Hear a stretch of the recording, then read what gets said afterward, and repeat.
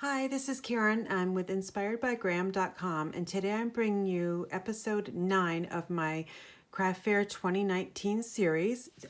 These I made last year, and I have another video on explaining how to embellish and cover your mini composition notebooks, but I wanted to bring this back because I only have 2 left from last year and I sold quite a few of these. So these are definitely going to be in my craft fairs, and I've got about 4 or 5 coming up very soon in the end of September. So when I mass produce these, I just don't mass produce like 1 or 2. I mass produce like between 30 and 40 of these depending on my time frame. So I'm going to show you how I line up my stamps and punch out my 2-inch circles here and my scallops as well, just so it can go really quickly for you. So let's talk about the mini composition notebooks, which I purchased from Walmart. I find that they're the best quality around. They are the mini composition books. They come 3 to a pack, and I think they were about $1. I can't quite remember, but very, very inexpensive. And there's 80 sheets in each one of these little composition books. They got a nice spine on here, so I don't cover this part at all. And on the inside, it just stays really nicely, and it doesn't separate here because it's together here by thread. So I really like these, and makes a good quality composition notebook. So that's where I get my composition notebooks. So then when I mass produce, I told you I make about, good 30, 40 of these.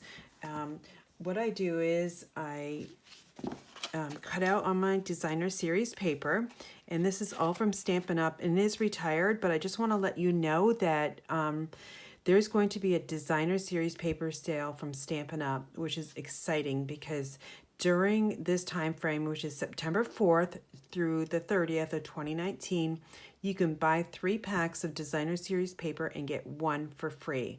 So that is an awesome deal. So I'm going to definitely take advantage of the designer series paper from Stampin' Up, just because I think it's the best quality paper out there. And that's my opinion, but anyway, that's what I love to use. It's 2-sided, so I don't have to worry about a white side being on the other side. There's going to be a link in my description box below with a link to my online store where you can purchase the designer series paper and also other supplies as well for this composition notebook. So again, what I do is I just cut out all the paper and just put it in here and get it ready, because a lot of times I'll bring this project to work, and on my lunch break, I have an hour lunch break, so I got to find something to do for an hour, so I'll assemble those as well. So then what I do is I take a piece of cardstock, 8.5 by 11 Whisper White, and I use my 2-inch circle punch here. And you can get 21 circles out of 1 sheet of the Whisper White. So I have these all ready to go, stacked up. I also am going to be making 3 in that various paper today of the Starburst, sorry about that, circle. And these just make a really nice backing to that Whisper White circle here. Okay, so oops, I got 2 there. But anyway, we'll stamp on this as well. So that's what I like about the punches, because it really is quick rather than, putting all your dies through a die cutting machine. I just love to use punches because it's super quick. I also use my tear and tape for the composition notebooks. So this is what it looks like right here. This one will be the one that we're working on today. But I already have this done ahead of time. So one other thing I want to talk to you about is the stamps. So on mine, I use 7 different greetings. And what I do, you can't see this on my desk because you can only see so much, but I put them all on blocks ahead of time. And what I do is I line them up on my desk, and here's a Stampin' Up copyright symbol too, which I have to use since I'm going to be selling these. I line them up all in a row, and just so that I don't use the same one over and over, and it gives my customers a nice, choice of what they want on their, composition books. So I just use these, and I just go down until I use them all, and then I clean them and do it again. So we're always making different ones. And at the end of this video, I'm going to show you some examples of the ones that I've made. So today we're going to be using You Have What It Takes to Be Unstoppable, and I couldn't be more proud. And we'll also use the Stampin' Up! Copyright logo too. Sorry, I have a cold as well. Should have told you that in the beginning. My voice is kind of hoarse. All right, so this is what we'll need for paper. This is Follow Your Art from Stampin' Up. It's really cute. It's a very crafty type of paper, something different than florals. So I thought this would be nice to use for someone that's like maybe going into the crafting world. And that sentiment I thought worked perfectly. So the dimensions of the cardstock, this is going to be for the front and the back side. So these are cut 3.5 by 5 1/4. You'll need 2 pieces. For the inside, I like to use the opposite side. And these are cut 3 1/8 by 4 1/4. You need 2. And then just to cover up the spine area, these are 2 pieces that are cut 3 1/4 inches by 4 1/2. And again, you'll need 2. You'll also need a coordinating ribbon, which I'll be using this one from Stampin' Up. It is the Night of Navy, let's see, what was it called? Gingham ribbon. So just thought it will go nicely with what we're crafting today. All right, so I've done this ahead of time on the front side. I put my tear and tape on all 4 sides, and also I just need to actually notice I didn't do one in the middle here, just a small piece right there. And what you've got to do is you've got to make sure this tear and tape is really nicely burnished down, because if it's not, it's going to rip up and it's going to take that paper with it, and you don't want that to happen. So let me just show you how I adhere this. First, I go along right up against the black spine here, and then I just tear it off. And then we'll rotate it and we'll tear again. Super quick. You could also use your ATG gun if you wanted to. I do have mine on the side here. I'll probably use it for the inside just to give you an idea of using an ATG gun. But I also like the tear and tape from Stampin' Up! Just because it is quick and easy. Just place it down and tear it. All right, again, I'm burnishing. I'm just not using my bone folder this time. I'm just using my fingers. But your bone folder is going to be definitely used in this project. All right, so now I'm going to release the backing from the tear and tape here. I use my Take a Pick tool because it's super simple. It's very sharp, pointy here on the end, and it just gets underneath that backing very easily. And you just got to lift it up. Again, on your tear and tape, I cannot recommend this enough. It just works really nicely. All right, so we'll get rid of those. And now we're going to bring in the bigger piece. Make sure you have those separated. And I'm just going to line this up with the spine to cover up that pink front of the notebook. And this is about 1/2 inch longer than what it really needs to be. Now I'm going to use the bone folder just to give it a nice burnish. You want to make sure that's good and secure. We're going to flip it, and we're going to release again the backing for the tear and tape.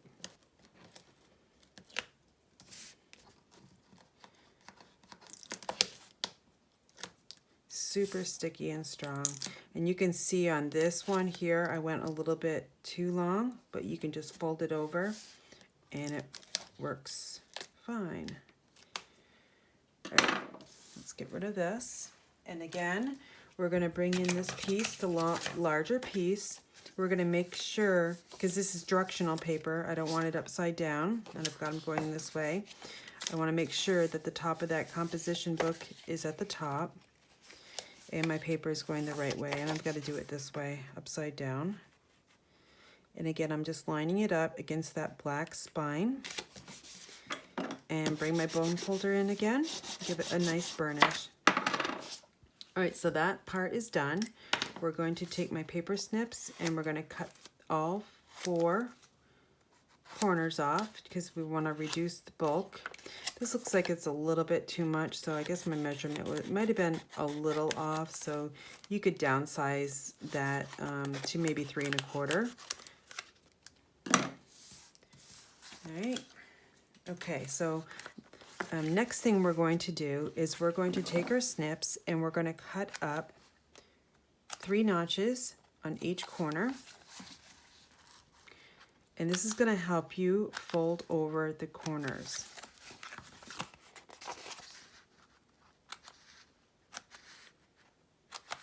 I'm not going all the way to the composition book, about maybe 1/16 of an inch before. All right, so now what we're going to do, I'm going to use my ATG gun just because it's much quicker. And I'm going to just put some ATG tape on there, and then I'm going to fold over one of those, and then again I'm going to repeat. Sometimes you can get away with it and be able to fold down both, but I couldn't that time. So now I'm going to just use the ATG gun. Again, you could have used the score or the tear and tape as well, but for time's sake I'm just going to use the ATG. Okay, so now I'm going to just fold this over again. Okay, so I've got all 3 folded over. Now I'm using my bone folder. And then I'm going to take my snips and I'm going to get underneath there and just trim away a little bit more excess, if there's any there, just a little bit. Now these are still kind of rough and we'll fix those up at the end. All right, so now we're going to do the same thing to the other side. Just folding this over, add a little bit more ATG, and then fold this one over, more ATG. You don't want your corners falling apart. And then add 3 more. And then I fold the top and bottom first, and then the side. Or it doesn't really matter, I guess, as long as you're consistent. Again, we're going to take our bone folder and give it a nice burnish. And remove the corners here. All right. It's just a little bit that you're removing, but less bulk is better. All right, so now what we're going to do is we're going to add this here. So as you can tell, this paper doesn't go all the way to the edge, and that's why we're going to use that small strip at the final layer. But right now we want to corner around the outside corner. So I'm just taking my Project Life corner rounder. You can use whatever one that you have in your craft room. You could also use this side paper too. It doesn't really matter. It's totally up to you, but I like the contrasting colors, so that's what I'm going to choose. There's no real up or down pattern on this, so it doesn't really matter. All right, so now what we're going to do is we're going to take our ATG and we're just going to run it on all 4 sides of that paper, right close to the edge, and a little bit right in the middle. And we're going to add this with just about 1/4 of an inch border on all 3 sides. And this one gets very close, but not too far in, because you don't want bulk against that paper. And again, we're going to take our bone folder and just give it a nice burnish, being very careful on this edge here. All right, so the next thing we're going to do is we're going to just do the back side. So again, we'll bring in the ATG, just run it on all 4 sides and in the middle.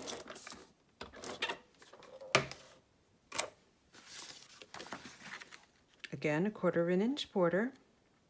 Super simple, not a lot that you have to think about on this project except for the directional of your paper.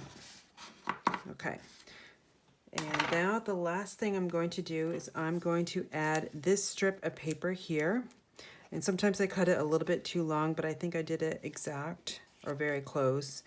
And I'm just going to cover up this part here. So again, I'm just going to bring in the ATG and run it close to both sides. and make sure my pattern's going correct from the front, so I know my paintbrushes are going top to bottom. And again, we'll bring in the bone folder, being very careful not to get this paper here. All right, so that looks pretty good. And again, we're going to do the same thing.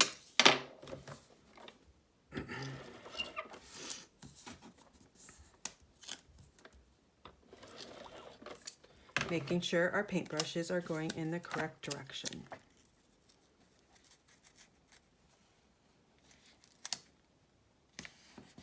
All right, so now I told you that I do cut them sometimes a little bit too long, so all I'm going to do is take my paper snips and just trim that real small piece off so it looks better. All right, so that's pretty much, we're almost done. So remember I said that these the corners here are kind of sharp, so all I do is I take my bone folder and I just run it around each corner here. It smooths it right out and you will never know. Again, your bone folder is your best friend in this project. Okay, so that looks pretty super good, I think. Now what we're going to do is we're going to add the ribbon. Hopefully this ribbon works. I don't know. It might not, so I might have to look. I don't know if I really like this. Just looking real quick to see if I might have something else that might work. Just bear with me. Yeah, I think this actually, hopefully I have enough. This is a really old retired ribbon from Stampin' Up. I think it's Lost Lagoon.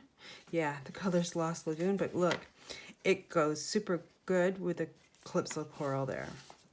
This, hopefully I have enough on the spool here. So what I do is I bring my ribbon over and I make sure it just goes on the edge past the top of that notebook, 1/2 inch maybe. And then again over here, so I know that's about enough ribbon to make that knot.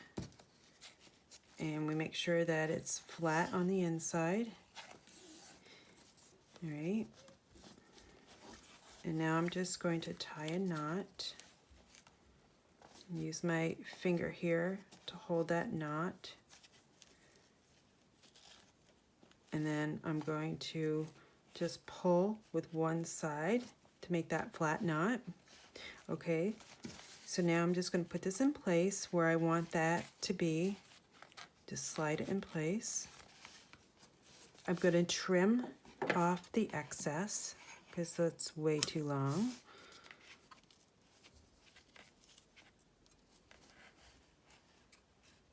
If you need to, on this ribbon I don't need to, but I would suggest burning the edges with just a lighter.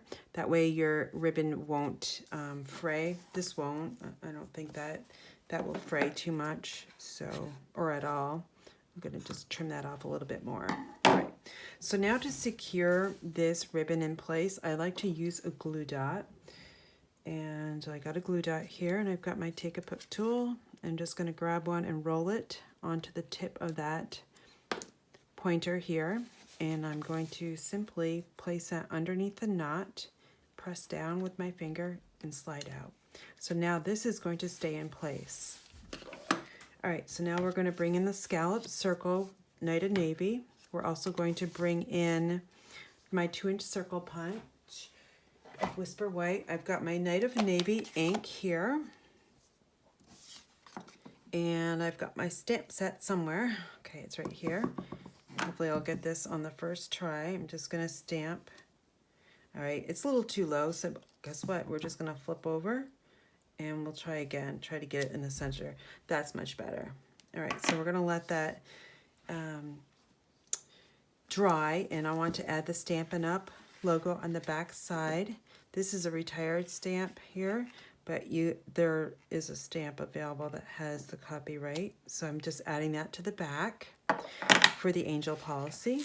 And we're all done with our stamping. Let's close this up because we don't want that to get us all inky. And again, I'm just going to simply bring in my adhesive real quick. and add this to the scallop circle or starburst circle. Sorry about that. Give it a nice press from the back side because sometimes I get ink on my fingers and I don't want to smear it there. Super quick. We've got 3 more rows of adhesive here to add. Make sure there's enough on there because we don't want the embellishment coming off. I don't raise this with dimensionals because I like it flat, because most times people are just going to leave this in their purse or somewhere, and you don't want bulkiness. So there is our sweet little composition notebook here. Super cute. I love it. I really like that paper too.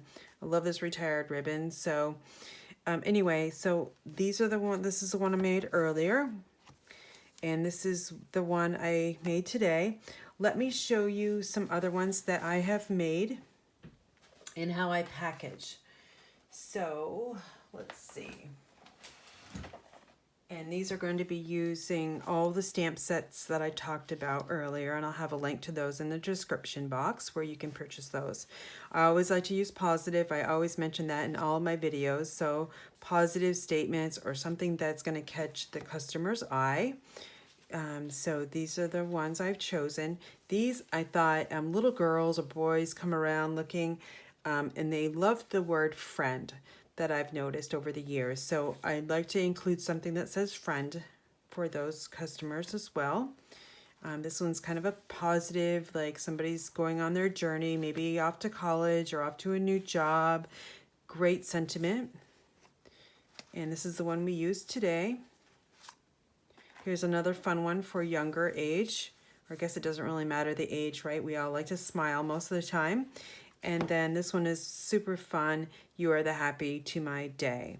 All right, so that's all the ones from the different stamp sets that I've used. Now to package and add a pen.